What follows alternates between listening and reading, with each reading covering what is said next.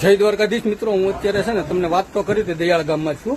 અને દયાળ ગામમાં જો આ મંગાભાઈ છેલ્લા 6 વર્ષથી આ રીતે આને આ જ રીતે સૂતા છે. અને માસીને આપણે વાત કરી, આ એમની દીકરી છે.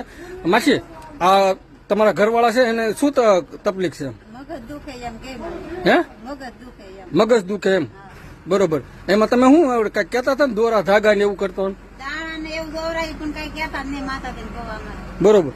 તો દર્શક મિત્રોને મારી નમ્ર વિનંતી છે કે દાણા જોવાનું અને દોરા ધાગા કરવાનું બંધ કરી દો. દોરા ધાગામાં કાંઈ નથી, ખોટી વાત છે.